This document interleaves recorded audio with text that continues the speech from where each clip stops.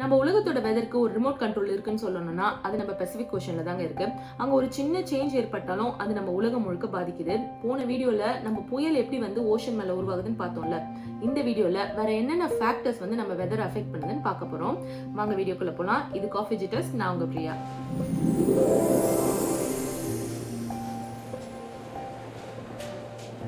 ரெண்டு natural climate patterns நம்ம Pacific ஓஷன்ல இருக்குங்க. அதுக்கு பேரு El Niño and La Niña. El நினியோனா லிட்டில் பாய்னு அர்த்தம், லா நினியானா லிட்டில் கேர்ள்னு அர்த்தம் ஸ்பானிஷ்ல. அதை பத்தி நம்ம டீப்பா பாக்குறதுக்கு முன்னாடி ட்ரேட் விண்ட்ஸ்னா என்னன்னு நம்ம பார்க்கலாம். ட்ரேட் விண்ட்ஸ்னா தமிழ்ல வணிக காற்று இல்ல தடக்காற்றுன்னு சொல்லுவாங்க. இது நார்மலா பசிபிக் ஓஷன்ல அக்கர் ஆகிற ஒரு விஷயம். ட்ரேட் விண்ட்ஸ் அப்படிங்கிறது ஒரு ஸ்ட்ராங்கான ஸ்டெடியான காற்று. இது ஈக்வேட்டர் மேல பாஸ் ஆகும். ஈஸ்ட் டு வெஸ்ட் இது மூவ் ஆகுறதுனால இதை ஈஸ்டர்லீஸ் அப்படின்னு கூப்பிடுவாங்க. இந்த ட்ரேட் விண்ட்ஸ் என்ன பண்ணோம்னா நல்லா வெதுவெதுப்பா இருக்க நம்ம பசிபிக் ஓஷன் வாட்டரை ஈஸ்ட்ல இருந்து வெஸ்ட்டுக்கு புஷ் பண்ணி கொண்டு போய் விடும், அதாவது ஆஸ்திரேலியா இல்ல ஏசியா சைடு. அப்ப என்ன ஆகும்னா கீழே இருந்து கோல்டான வாட்டர் மேல வரும். இதுக்கு பேர் அப்வெல்லிங் சொல்லுவாங்க. வார்ம் ஓஷன் வாட்டர் வெஸ்ட்டுக்கு மூவ் ஆனோடனே ஈஸ்ட்ல நல்ல கோல்டா நியூட்ரியன்ட் ரிச் வாட்டர் மேலே எழும். அப்போ வெஸ்டர்ன் பெசிபிக் ரீஜன்ஸ்லாம் வார்மாவும் ரெய்னியாவும் இருக்கும். அப்புறம் ஈஸ்டர்ன் பெசிபிக் ரீஜன்ல இருக்கிற, அதாவது பெரு கிட்ட இருக்க இடம்லாம் நல்லா கோல்டா இருக்கும். ஆனா இந்த எல் நினியோ இல்ல லா நினியா இவங்க உள்ள வந்தாங்கன்னா அப்போ அங்க நடக்கிறதே வேற. இந்த எல் நினியோ என்ன பண்ணும்னா ட்ரேட் விண்ட்ஸ் எல்லாம் வீக் ஆக்கி விட்டுரும். அப்ப என்ன ஆகும், வெஸ்ட்ல புஷ் பண்ணப்பட்ட வாட்டர் திருப்பி ஈஸ்டுக்கே புஷ் பண்ணப்படும். So centre and east Pacific எப்பவுமே ஹாட்டா தான் இருக்கும். இதனால என்ன ஆகும்னா பெசிபிக் ஜெட் ஸ்ட்ரீம் சவுத்துக்கு மூவ் ஆகும். ஜெட் ஸ்ட்ரீம்னா என்னன்னு கேட்டீங்கன்னா ஈக்குவேட்டர் கிட்ட இருக்க ஹாட்டான காற்றும் அப்புறம் போல்ஸ் கிட்ட இருக்க கோல்டான காற்றும் மீட் ஆகும்ல, அதுக்கு நடுவுல ரொம்ப ஃபாஸ்ட் மூவிங் ஒரு காற்று ஒன்று உருவாகும். இதுதான் ஜெட் ஸ்ட்ரீம்னு சொல்லுவாங்க. இந்த ஜெட் ஸ்ட்ரீம் என்ன பண்ணும்னு கேட்டீங்கன்னா நார்தர்ன் யூஎஸ் அண்ட் கனடாவை ட்ரை அண்ட் வார்மா ஆக்கிடும்.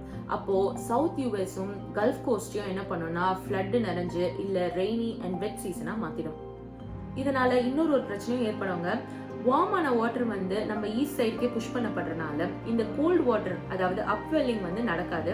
அதனால நியூட்ரியன்ட் ரிச் வாட்டர் மேல வராது. இதனால ஃபைட்டோபிளாங்டன் அப்படின்னு சொல்லக்கூடிய ஒரு கடல்ல வாழ்ற தாவரம் இதை நிறைய மீன்கள் உணவா சாப்பிடுது. ஆனா இது ரொம்ப கம்மியா ப்ரொடியூஸ் ஆகும். ஏன்னா உள்ள இருந்து வரக்கூடிய நியூட்ரியன்ட் ரிச்சான வாட்டர் மேல வராததுக்கு தான் காரணம். சரி, இந்த எல் நினியோ அடிக்கடி வரக்கூடியதா அப்படின்னு கேட்டீங்கன்னா கிடையாதுங்க. இது 2 to 7 இயர்ஸ்க்கு ஒரு முறை தான் வரும். வந்துச்சுன்னா 9 to 12 months இருக்கும், அப்படி இல்லைன்னா இயர்ஸ் கூட இருக்குமா. ஆனா இதோட ஃப்ரீக்வன்சியை கம்பேர் பண்ணும்போது லா நினியாவோட ஃப்ரீக்வன்சி கம்மி தான். இப்போ லா நினியா என்னன்னு பார்க்கலாம். இது எல் நினியோக்கு ஆப்போசிட் ஆனது. ஸோ என்ன ஆகும், ட்ரேட் விண்ட்ஸ் ஸ்ட்ராங்கா இருக்கும். அப்புறம் இந்த வார்ம் வாட்டர் வெஸ்ட்டுக்கு புஷ் பண்ணப்படும்னு சொன்னல, அது இன்னும் ஸ்ட்ராங்கா புஷ் பண்ணப்படும். அப்ப என்ன ஆகும்னா ஆஸ்திரேலியா ஏசியாக்கெல்லாம் ஃப்ளட் உருவாகலாம். அப்புறம் சவுத் அமெரிக்கா அதனால வறட்சிக்கு போகலாம். அது மட்டும் இல்லாம அட்லாண்டிக்ல ஏற்படுற ஹரிகேன்ஸ் இன்னும் ஸ்ட்ராங்கா நிறைய வரலாம்.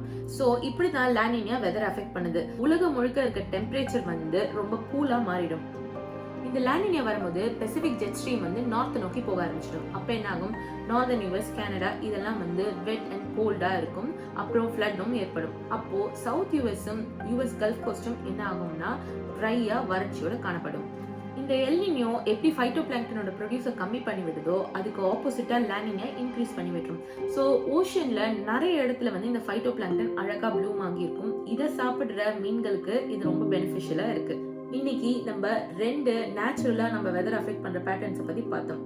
இனி வரும் வீடியோலையும் நான் சில எக்ஸ்ட்ரீம் வெதர் கண்டிஷன்ஸ் பத்தி தான் பேச போறேன். ஸோ கண்டிப்பா என் சேனலை சப்ஸ்கிரைப் பண்ணி வச்சுக்கோங்க.